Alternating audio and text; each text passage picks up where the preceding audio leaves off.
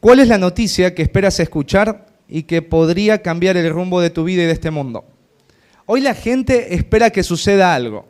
Si no lo espera en diciembre, lo espera en enero. Y si no sucede en enero, lo espera todo el año. Y al final de diciembre se da cuenta que aquello que esperó en diciembre y que pensaba que iba a suceder en enero no sucedió nunca. Y después esperan otra cosa. El mundo vive esperando algo. Algo que cambie sus vidas. Algo que transforme los problemas que están viviendo. Porque todos los que estamos acá sabemos algo. Y es que tenemos problemas. Todos tenemos algún tipo de problema. Todos tenemos algún tipo de necesidad que deseamos Dios responda. Y si nos ponemos a pensar, yo quiero dejarte en claro algo, que la noticia más grande, la noticia que el mundo más necesita escuchar, es la noticia de que Jesús nació, de que el Rey ha nacido. Jesús es el Rey. Y es el Rey que este mundo necesita y es el Rey que tu vida necesita. Tú necesitas desesperadamente a este Rey. Y si Jesús es el Rey que este mundo necesita, y si Jesús es el Rey que mi alma necesita, que mi vida necesita, ¿por qué este Rey es la esperanza para mi alma? ¿Y por qué este mundo lo necesita? Y vamos a responder ¿por qué? Vamos con nuestras Biblias al Evangelio según Mateo, capítulo 1.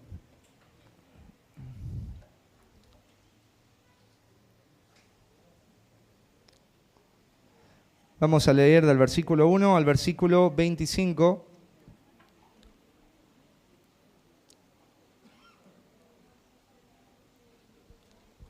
Dice el libro de la genealogía de Jesucristo, hijo de David, hijo de Abraham. Abraham engendró a Isaac, Isaac a Jacob, y Jacob a Judá y a sus hermanos. Judá engendró a Tamar, a Fares y a Zara, Fares a Esrón y Esrón a Aram. Aram engendró a Aminadab, Aminadab a Nasón, Nasón a Salmón. Salmón engendró a Rahab a Boz, Boz engendró de Rut a Obed, y Obed a Isaí. Isaí engendró al rey David, y el rey David engendró a Salomón, de la que fue mujer de Urías. Salomón engendró a Roboam, Roboam a Abías, y Abías a Asa. Asa engendró a Josafat, Josafat a Jorán, y Jorán a Usías. Usías engendró a Jotán, Jotán a Acaz, y Acaz a Ezequías. Ezequías engendró a Manasés, Manasés a Amón, y Amón a Josías. Josías engendró a Jeconías y a sus hermanos, en el tiempo de la deportación a Babilonia. Después de la deportación a Babilonia, Jeconías engendró a Salatiel, y Salatiel a Zorobabel.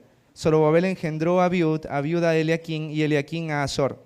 Azor engendró a Sadoc, Sadoc a Aquín, y Aquín a Eliud. Eliud engendró a Eleazar, Eleazar a Matán, Matán a Jacob. Y Jacob engendró a José, marido de María, de la cual nació Jesús, llamado el Cristo, el ungido de Dios. De manera que todas las generaciones, desde Abraham hasta David, son 14, desde David hasta la deportación a Babilonia 14, y desde la deportación a Babilonia hasta Cristo 14. Así que cualquiera que esté embarazado en este momento y quiera ponerle nombres a sus hijos, he aquí una lista muy grande. Sigamos leyendo. El nacimiento de Jesucristo fue así. Estando desposada María, su madre, con José, antes que se juntase, se halló que había concebido del Espíritu Santo. José, su marido, como era justo y no quería infamarla, quiso dejarla secretamente. Y pensando él en esto, de dejarla, he aquí un ángel del Señor le apareció en sueños y le dijo: José, hijo de David, no temas recibir a María tu mujer, porque lo que en ella es engendrado del Espíritu Santo es. Y dará a luz un hijo, y llamará su nombre Jesús, porque él salvará a su pueblo de sus pecados. Todo esto aconteció para que se cumpliese lo dicho por el Señor por medio del profeta, cuando dijo: He aquí, una virgen concebirá y dará a luz un hijo, y llamarás su nombre Emmanuel, que traducido es Dios con nosotros. Y despertando José del sueño, hizo como el ángel del Señor le había mandado, y recibió a María su mujer. Pero no la conoció hasta que dio a luz a su hijo primogénito, y le puso José por nombre Jesús. La primera razón por la cual este rey, ese rey que tu alma y este mundo necesita, es porque este rey un día gobernará sobre todo y todos eternamente. Jesús no es cualquier rey, es el rey que un día va a gobernar a todos y a todo. No va a haber otro reino después de él ni antes de él. La historia está encaminándose al cumplimiento que te estoy diciendo ahora. Un día, todo reino, todo gobierno, todo liderazgo, todo jefe, todo quedará anulado y destruido. El único que gobernará, el único que no será derrocado, el único que gobernará de norte a sur, de este a oeste, el único que gobernará a todos los continentes y no será jamás sacado de allí, es este rey llamado Jesús. Quizás cuando tú te encuentres con esta genealogía y encuentras hijo de, y engendró, y engendró, y engendró, para ti quizás no tenga mucho sentido. Pero para un judío del primer siglo, la genealogía era muy importante, porque los judíos usaban las genealogías para entender a quién una persona pertenecía y qué es lo que esta persona podía hacer o no podía hacer. Para un judío, la genealogía, el registro de dónde desciendes o quiénes fueron tus descendientes, es muy importante. Porque imagínense, ahí en el libro de Esdras, capítulo 2, versículos 61 al 62, hay un hombre que no logra identificar cuáles son sus ascendientes o cuál es su línea genética. Entonces, al no poder identificar la línea genética de donde él desciende, entonces este hombre no va a poder asumir ningún rol dentro del sacerdocio. Miremos ahí en Esdras 2, 61, 62. Ahí dice, de los hijos de los sacerdotes, los hijos de Jabaya, los hijos de Cos, los hijos de Barzilai, que había tomado por mujer a una de las hijas de Barzilai Galadita, con cuyo nombre fue llamado. Estos buscaron en su registro de genealogías, pero no se hallaron, y fueron considerados inmundos y excluidos del sacerdocio. Entonces no se pudo confirmar sus lazos familiares. Entonces, al no poder confirmarse los lazos familiares, hay una posición religiosa que no van a poder ocupar. De esta manera, los judíos no solamente veían quién podía ocupar una posición, sino con quién te podías casar. Y también a quién le podías vender tu territorio y a quién no le podías vender tu territorio. Si tú eras de la tribu de Benjamín y tú pertenecías a la tribu de Judá, entonces tú no podías comprar esa parte del territorio porque tenías que ser de la misma tribu. Y para conocer de qué tribu eras, tenías que presentar un registro genealógico, tu árbol genealógico, para poder reclamar esa posición, reclamar esa herencia o pedir que te hagan lo que corresponde. ¿Y esto qué tiene que ver con Jesús? Bueno, el Evangelio de Mateo va a presentar a Jesús como el rey prometido judío, el rey prometido. Entonces, el Evangelio de Mateo fue escrito para que todo judío que lea el Evangelio de Mateo sea convencido de que Cristo es aquel rey que había sido anunciado en el Antiguo Testamento. Y para corroborar esto, el judío iba a preguntarse esto: ¿cuál es la línea genealógica de Jesús? ¿Cuál es su árbol genealógico? Hay una línea que puede identificar claramente que Jesús es un descendiente de David legítimo. Si Jesús no era un descendiente legítimo de David, no podía ser catalogado y afirmado como el rey que habría de venir. Mira, en Primera de Crónicas hay una profecía y es importante considerarla porque Jesús no es alguien que dijo ser el rey de los judíos. A Jesús sus discípulos no le llamaron el rey. Jesús debía ser reconocido como rey porque él era legítimo descendiente de David. Miren Primera de Crónicas 17, del 11 al 14. Vamos a abrir ahí en Crónicas. Primera de Crónicas 17, del 11 al 14. La palabra del Señor dice ahí,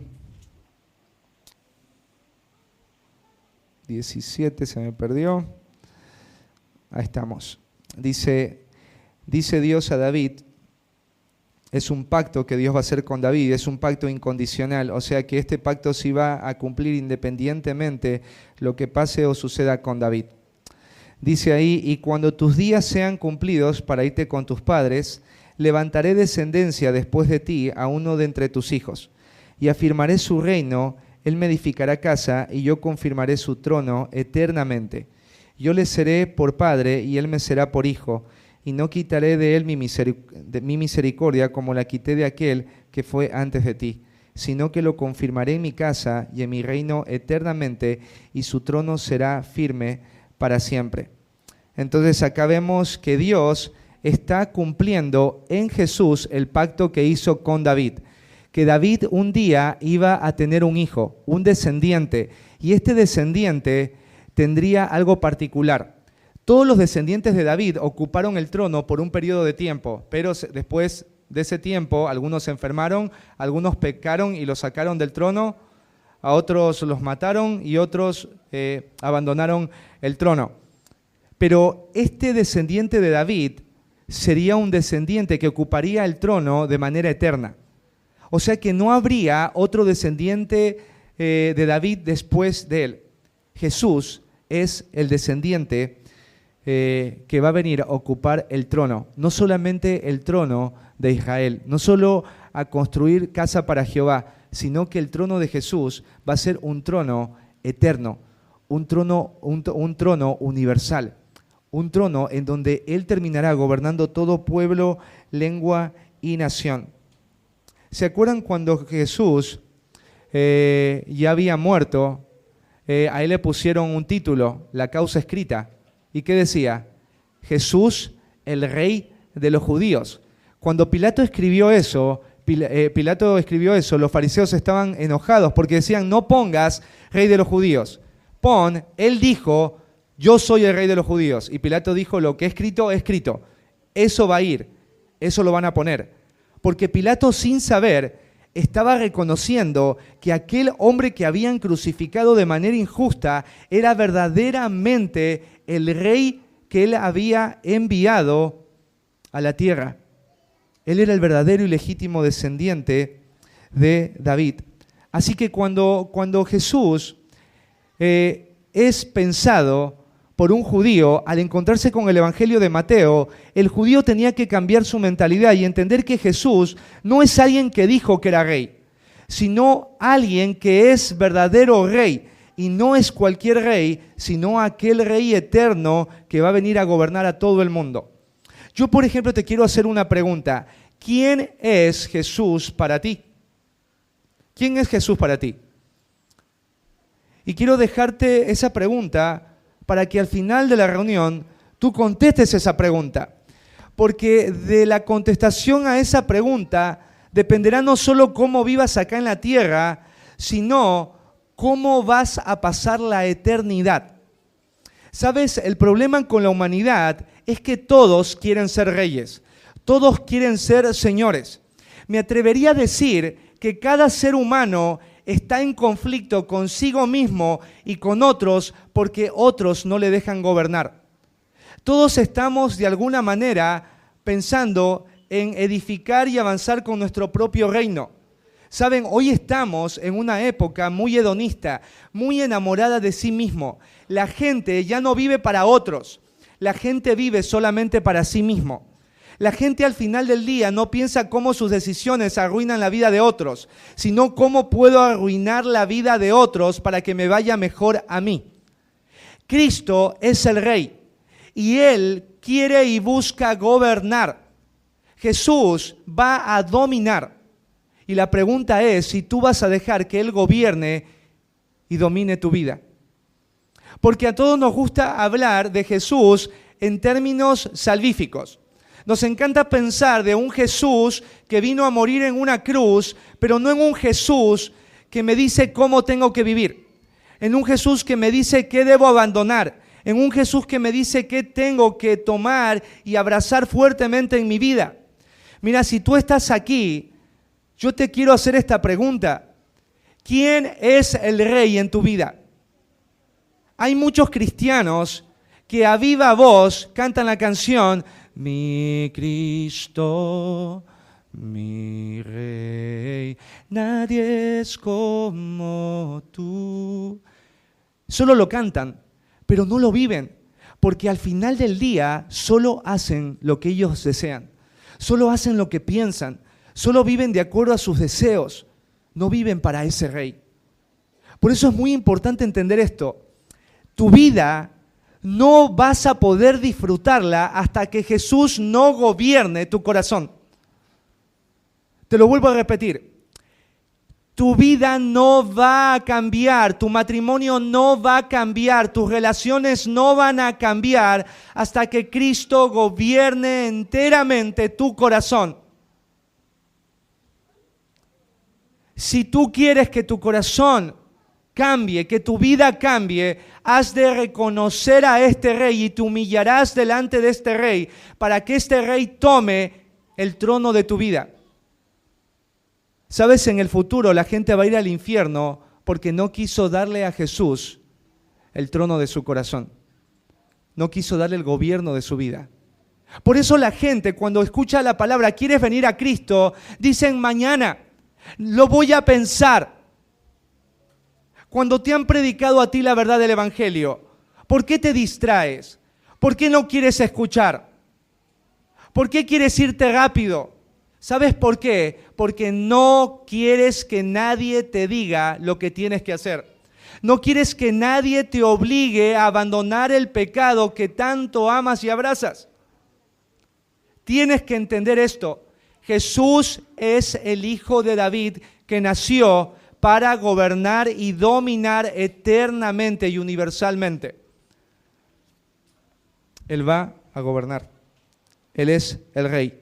Alguien dice, qué lindo que celebremos el cumpleaños de Jesús. ¿Qué cumpleaños? Jesús no necesita que se le celebre cumpleaños. Jesús, a través de su nacimiento, está manifestando que Él es el Rey. Él está buscando tu corazón, que tu corazón se humille, que tu corazón renuncie, que tu corazón de una vez por todas esté dispuesto a sacar la banderita blanca y decir, Dios toma el control de mi vida. Te lo vuelvo a repetir, si no le das el reinado de tu corazón a Cristo, al Rey, tú no esperes que tu vida cambie, va a seguir igual.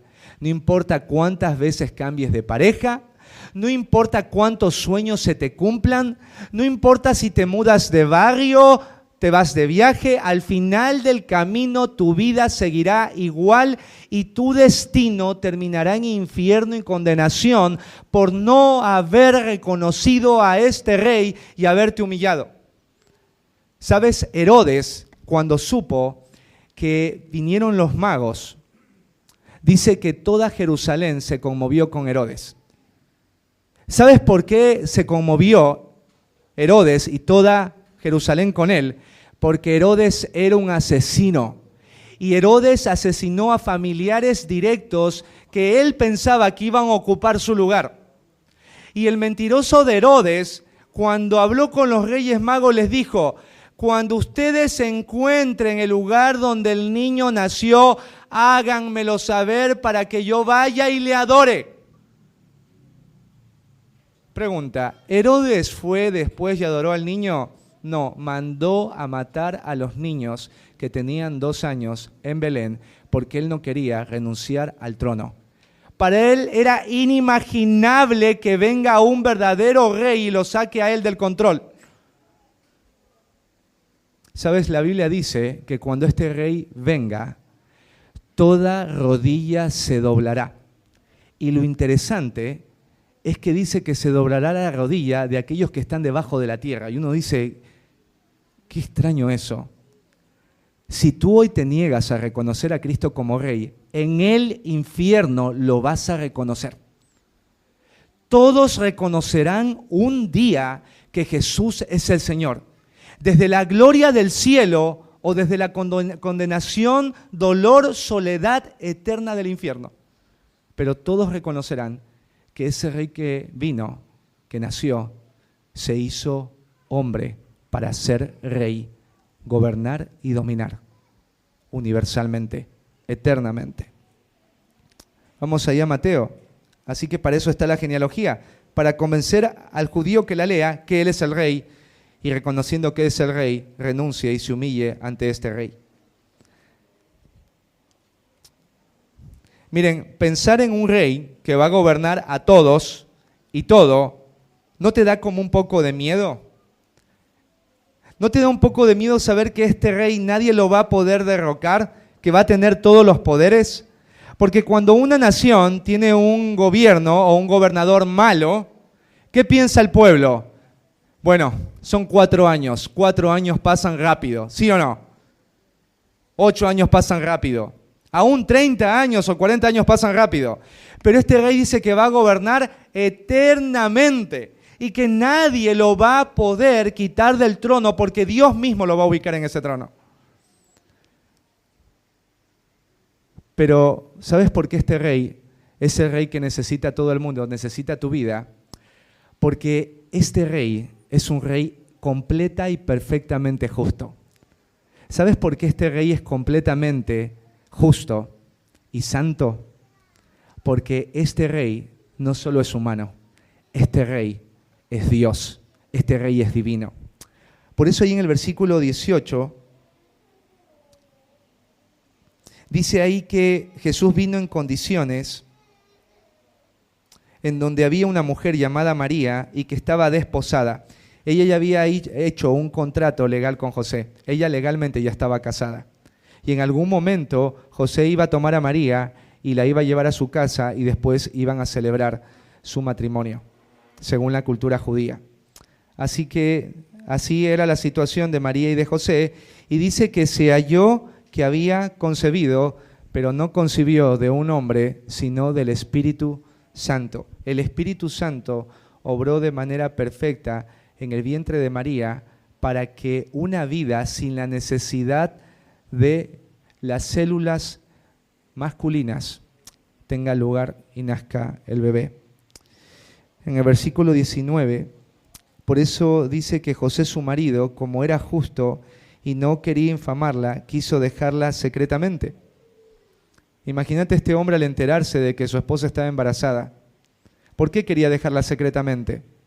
Bueno, porque si él denunciaba a María, María iba a pasar por una vergüenza tremenda.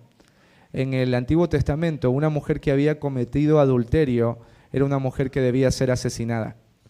Ella y la persona con la que cometió adulterio.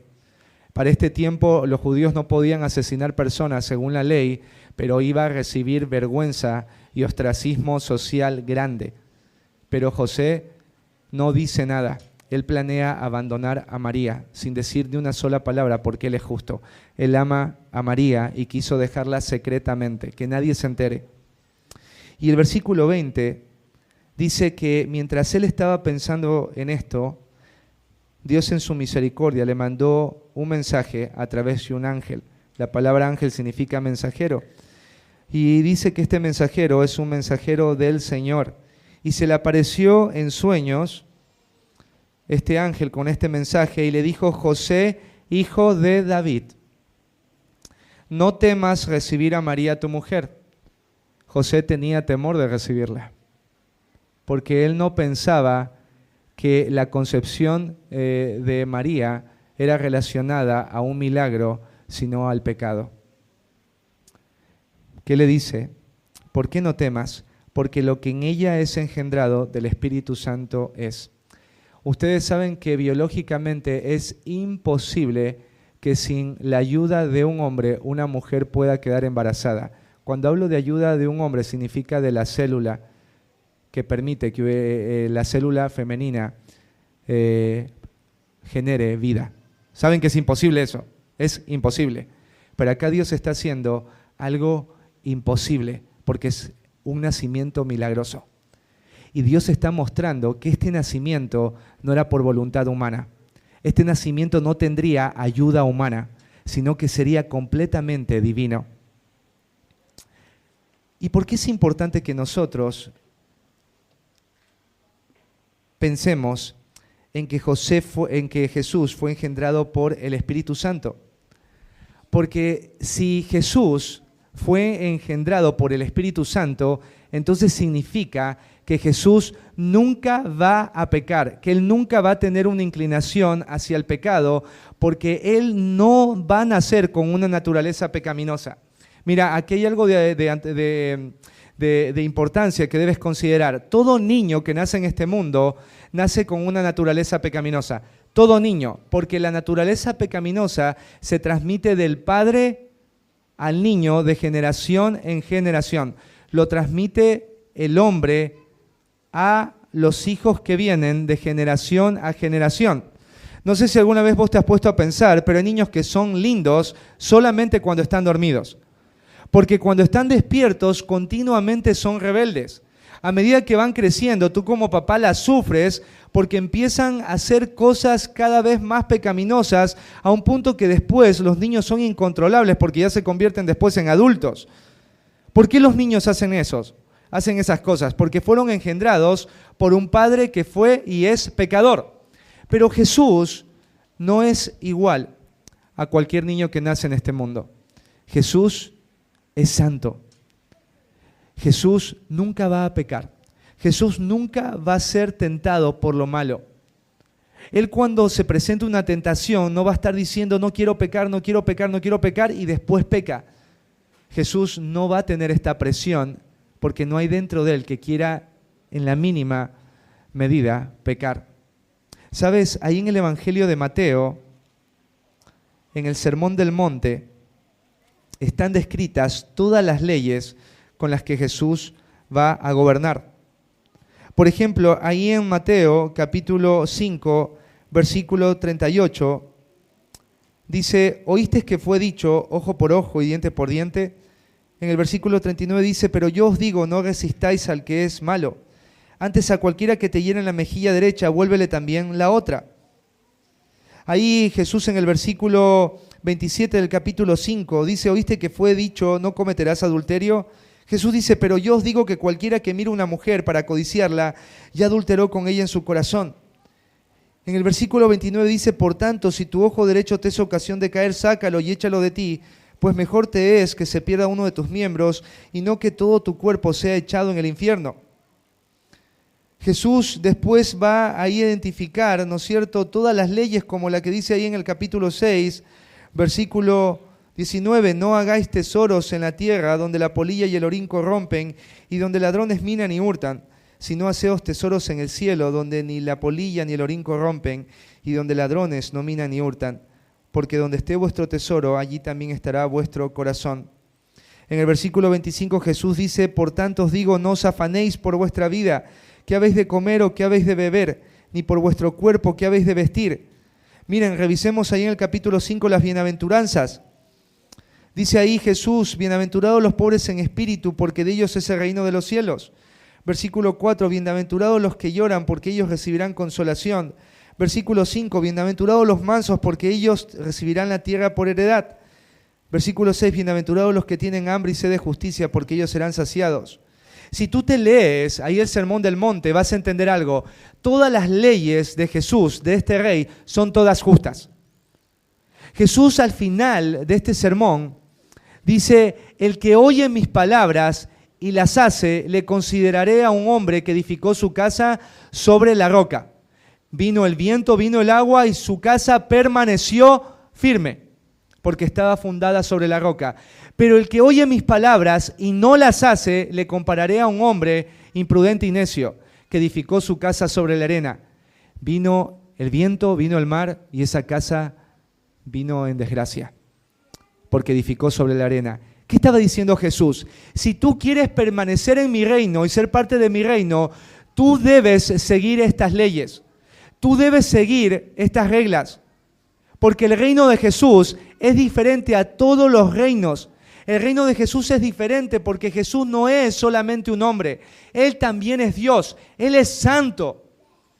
Y es importante que tú entiendas esto. Por eso la gente no quiere reconocer a Jesús como rey. Porque reconocer como rey a Jesús significa sujetarte a sus leyes, vivir de acuerdo a sus leyes, tratar a otros de acuerdo a sus leyes, cortar con el pecado de acuerdo a sus leyes, amar a tus enemigos de acuerdo a sus leyes, vivir en pureza de acuerdo a sus leyes. ¿Sabes? Si estas leyes se establecieran en la Argentina y en cualquier nación, estas leyes serían quemadas. Y habrían un montón de grupos haciendo huelga porque dicen que todas estas leyes son leyes de odio. Pero no son leyes de odio. ¿Sabes por qué el mundo no quiere estas leyes? Porque el mundo odia que un rey justo las gobierne. ¿Sabes? Por eso, quizás tú no quieres venir a Cristo. Porque tú odias vivir en la luz. Odias responder en la luz. Y por eso hay un rechazo constante a Cristo. Porque sabes que si te acercas a la luz, vas a tener que abandonar la maldad. Ahí en Juan capítulo 3 dice que la luz vino al mundo y los hombres no quisieron acercarse a la luz. ¿Y sabes por qué no se acercaron a la luz? Porque sus obras eran malas. ¿Sabes? Tú no te acercas a Jesús porque te falta tiempo. Hay gente que dice, no me acerco a Jesús porque tengo muchos problemas, porque tengo que laburar, por los traumas de la niñez, porque necesito evidencias acerca de que Dios es real y que Jesús es el Rey. ¿Sabes? La razón por la que no vienes a Cristo, la Biblia te la da, no es sino por algo. Amas vivir en tinieblas. Te gusta vivir en pecado. Y este Rey te está llamando a vivir bajo leyes justas, porque Él es justo, porque Él es santo. Si tú eres sincero y te lees acá, ¿no es cierto?, todas las leyes del reino de Jesús en Mateo, si eres sincero vas a llegar a esta conclusión. Miserable de mí, ¿quién podrá cumplir con estas leyes? Nadie puede cumplir con estas leyes. Son inestimablemente inalcanzables. Son preciosas, pero son inalcanzables. Son buenas, pero son inalcanzables. Entonces, ¿para qué Jesús dicta leyes que nadie puede cumplir? ¿Por qué Jesús pone leyes que ningún ser humano va a poder obedecer? Porque Jesús vino a hacer algo para que los seres humanos puedan cumplir y vivir bajo estas leyes. Mira lo que dice ahí en Mateo. Cuando el ángel le habla a José, ahí en el versículo 21, le va a revelar el género del niño, va a ser un varón, y le va a revelar cuál es el nombre que deberán ponerle en el registro civil, diríamos. ¿Cómo debe llamarse este niño? Este niño se tiene que llamar Jesús. ¿Sabes lo que significa Jesús? Jehová salva. Los judíos no le ponían a un niño un nombre porque sí. Le ponían el nombre porque en ese nombre estaba descrito las condiciones en las que nació el niño, pero también el propósito del niño. Y este niño tiene un propósito. A través de este niño nacido, descendiente de David, Jehová iba a salvar. Por eso le dice aquí el ángel, ¿no? Porque él salvará a su pueblo de su mala economía. ¿Dice eso? Porque Él salvará a su pueblo de su mala salud. ¿Dice eso? Porque Él salvará a su pueblo de la falta de trabajo. ¿Dice eso? Porque Él salvará a su pueblo del estrés. ¿Dice eso? No dice eso, amados. ¿Sabes por qué no dice eso? Porque el mayor problema de la humanidad es, ¿sabes qué es? El pecado. Estaba ahí comprando una garrafa y me dice, y un hombre estaba re enojado. Dice, con mi ley está todo mal. Me dice, antes nos iba bien con Cristina.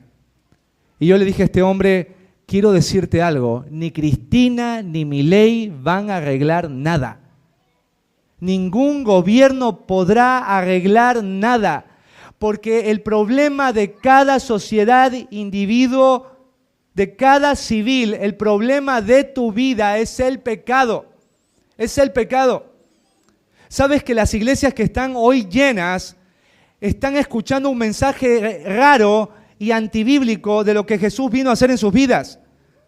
Están ofreciendo los predicadores y falsos y mal llamados apóstoles que Jesús quiere cumplir tus sueños, que Jesús quiere darte buena salud, que Jesús quiere darte buen trabajo. Ponen a Jesús como que fuera un político. Jesús no es un político, es una persona santa que viene a salvarte del mayor mal que no está fuera tuyo. El mayor mal, querido amigo y amiga, está dentro tuyo y se llama pecado. Por causa del pecado, tú no puedes dejar de pensar mal. Por causa del pecado, tú no puedes dejar de decir malas palabras. Por causa del pecado, no podés dejar de maltratar a tu mujer, a tu esposa, a tus hijos. Por causa del pecado, no podés perdonar y odias y estás amargado y deprimido. Por causa del pecado, es que estás enfermo, porque tu alma ya no soporta con tanta culpa y como tu alma no resuelve el problema, entonces se manifiesta en el cuerpo lo que se conoce como enfermedad psicosomática. Y tú puedes visitar al psicólogo y hacer terapia de pareja e irte de vacaciones. Puedes hacer cualquier cosa humana, pero nada te podrá salvar, porque el único que te puede salvar es aquel Rey que nació, aquel Dios que se hizo hombre para salvarte de la necia vida y esclava vida a causa del pecado.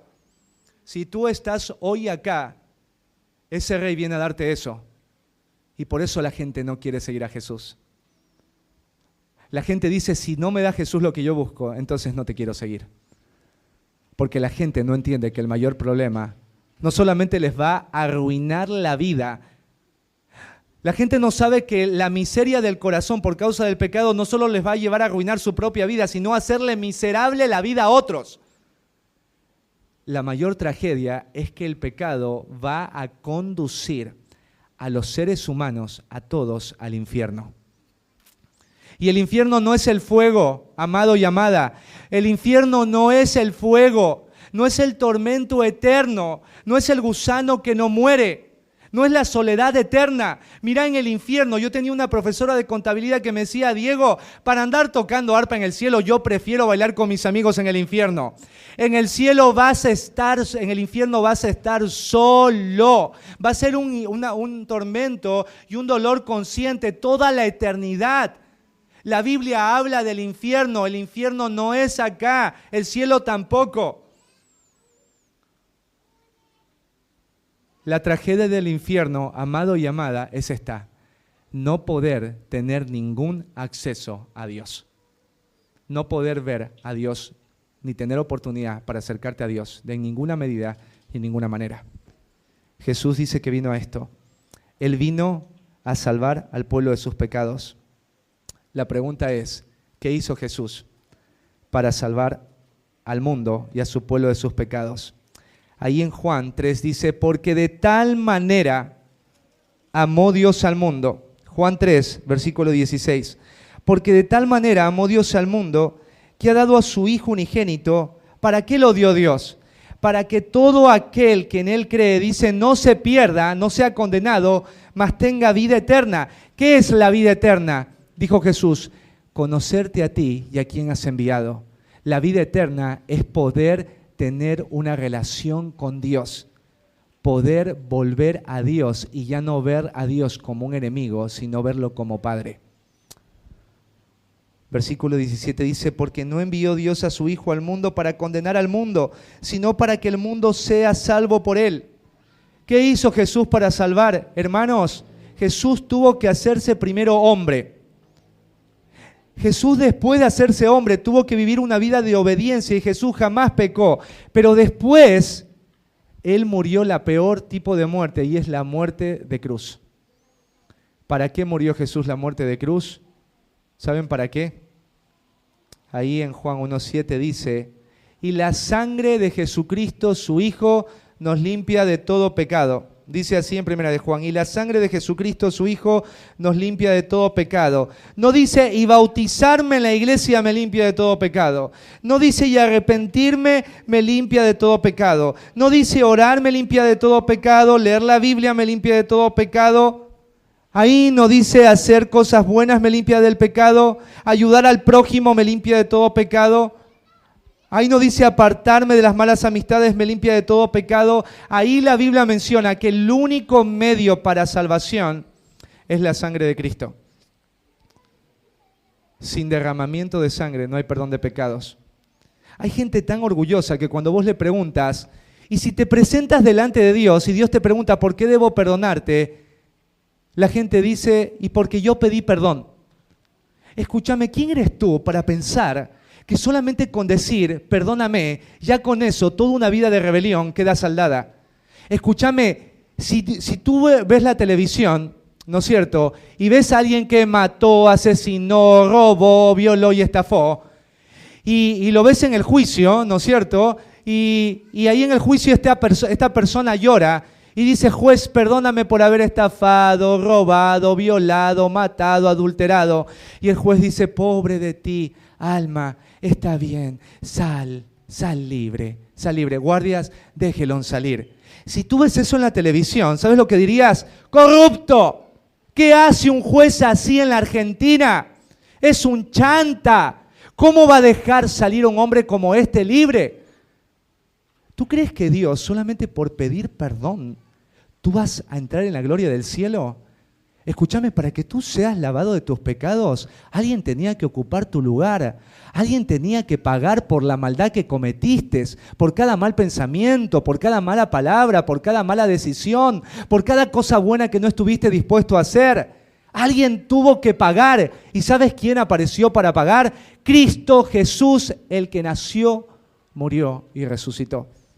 Por eso solo la sangre de Cristo te puede limpiar de todo pecado. Qué rey tan diferente. Te hago una pregunta.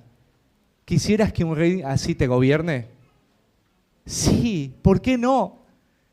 ¿A quién le daría miedo dejarse gobernar por un rey justo que nunca peque y un rey que estuvo dispuesto a dar su vida para salvarte y salvarme, siendo que nosotros no éramos merecedores de eso? ¿Por qué no quisieras rendirte a un rey así? ¿Por qué no le cederías el control de tu vida a un Dios que te ama de esta forma? ¿Quién es Jesús para ti hoy? ¿Quién gobierna tu vida hoy? ¿Es Jesús el rey de tu vida? Ponete a pensar, ¿es Jesús el rey de tu vida? ¿Estás dispuesto a rendirte a este rey? ¿Estás dispuesto a sujetarte a sus leyes santas y justas? ¿De qué te gustaría que este rey te salve? Hoy es tu oportunidad. Ahí la canción decía, ven ante su trono, el Padre te recibirá con sangre preciosa. Jesús limpió nuestra maldad. ¿Por qué no vienes hoy ante el trono? Hoy Dios está acá. Si te ha invitado un familiar de la iglesia y estás hoy escuchando, entrégale hoy tu vida a Cristo. Pídele a Cristo que te limpie, te perdone y te salve. Pídele a Jesús que sea el Rey y el Señor de tu vida. Pídele a este Rey que está en medio de nosotros que te limpie para que así Él te pueda dar un nuevo corazón.